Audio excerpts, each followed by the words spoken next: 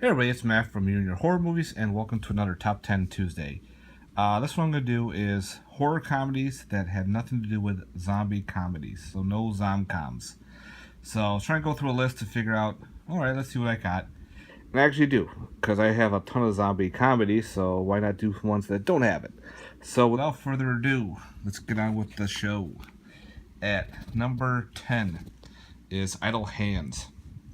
But up by the 90s. Got, I think, Jessica Alba's first movie, like big starring role. She's still hot. But Idle Hands, great from the 90s, grew up to it. Pretty much a killer hand movie. There's a couple like zombie moments, but they're not like normal zombies. They're like kind of his buddies that were dead and come back to life to help him out. But it's more of a killer hand movie. Just goofiness, got some great 90s. I think it's from the 90s. Yeah, probably. Anyway, everyone knows the movie Idle Hands. Fun flick. I highly recommend it if you haven't seen it. If you only want to get a Blu-ray, think Umbrella from Australia put out on Blu-ray. I just never bothered upgrading the DVD. I like the DVD. Number 9, Elvira, Mistress of the Dark. Fun, like, dark comedy where, you know, Elvira inherits her grandmother's house and everything in it. She, of course, finds a spell book. No one likes her in the town. She tries to concoct this weird spell that created a monster in a pot, but unfortunately causes a sex orgy in the park. Funny shit. Oops, my battery's dying. Alright, that is quick. Yeah, Elvira's just classic goodness cheese. When I found the old Anchor Bay, I had to buy it. I even side graded. I had the Midnight Madness DVD, and I found the old Anchor Bay. I'm like, nope, grab the old Anchor Bay. But Elvira, classic character, you know, she was a horror host, came big. She's awesome. I love watching Elvira. Great movie. Number 8 is Shriek. If you know what I did last Friday the 13th. This is kind of like a spoof on Scary Movie, pretty much. It's a ripoff of Scream, of course, and I Know What You Did Last Summer, and a bunch of other 90s slashers.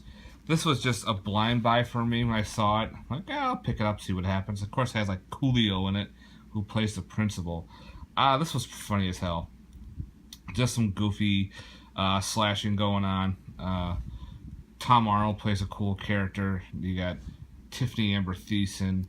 Just a funny ripoff of Scream, Scary Movie type movies.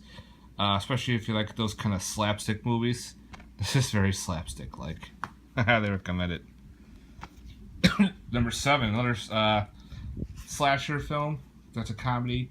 I know a lot of people don't like. I love it. And that is Club Dread, put out by the Broken Lizards, who did Super Troopers, Beer Fest, and all those. Love watching this movie. R.I.P. Bill Paxton. You know, they make fun of Margaritaville, but they call it Coconut Pete. They did the whole comedy thing. I love the human Pac-Man scene in this. That was hysterical. Just fun movie. Good body count for kills. Got some good nudity and everything. Club Dread, classic slasher. Love it. Especially if you love slapstick from the 80s. Repossessed. So if you're a fan of like Airplane, Naked Gun, those type of movies, you'll love this. It's a spoof of The Exorcist. And of course it has Leslie Nielsen in it. R.I.P. for him as well. He plays the priest to exorcise Regan there. Oh, hysterical. When she like turns her head around and spits out pea soup, they're like, oh, she must be on PMS mode or something. But again, 80s slapstick, fun as hell. Next we have is What We Do in the Shadows. This is a cool comedy. It's kind of like a documentary found footage. Well, more documentary because they're filming these 4 vampires that live in this loft about their everyday lives. Like one's like Nosferatu, one is from like Interview with a Vampire, Vlad the Impaler, and everything. So they got the generic type of vampire roles, and they're just living their everyday life. And it's funny because they're arguing over who does the dishes, who's gonna kill this person. One vampire is a clean freak. He's like, okay, when you guys feed, make sure to not get any blood on the carpet. fun shit. It was funny. I liked it a lot. If you've never seen What We Do in the Shadows, highly recommend it. Pretty good. All right, number 4. And that's The Watch. The Watch is at first I thought it was just a normal comedy, where it's got Ben Stiller and of course Vince Vaughn, Rich Adelaide, like he was from IT Crowd. Come to find out, it's an alien invasion film. When it starts off like with a security guard getting his freaking guts torn apart, I was like, whoa, we took a big U-turn from a comedy to a horror film. And I loved it. It was funny as hell. Ben Stiller and Vince Vaughn's characters were great. I watch this a lot now. It's just fun. Glad I blind bought this movie. Well worth it. Number 3 is Bloodbath at the House of Death. This does not have a US release. I had to get the UK edition. It's a horror comedy starring Kenny Everett, who was a comedian. He wanted to do his own film. This pretty much has Vincent Price as a devil worshiper who gets fucked up.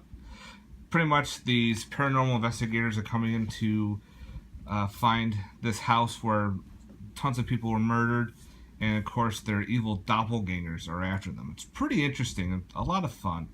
Pretty cool kills. Again, this is another 80s slapstick movie.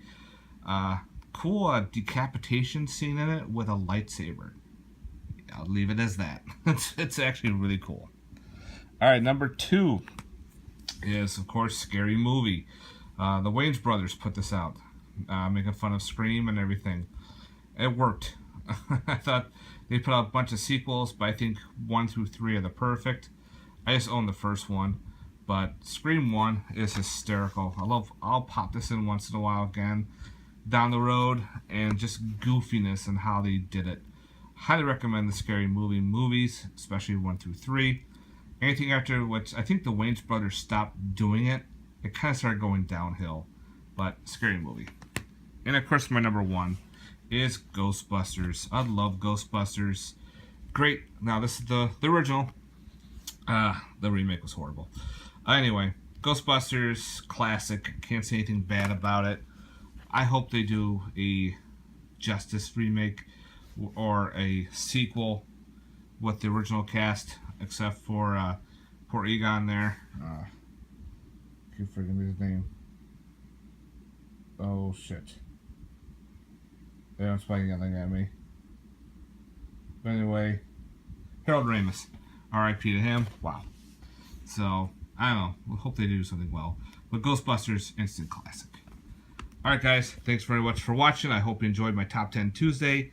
Let me know in the comments down below. Love to hear your thoughts. Alright guys, later. Peace.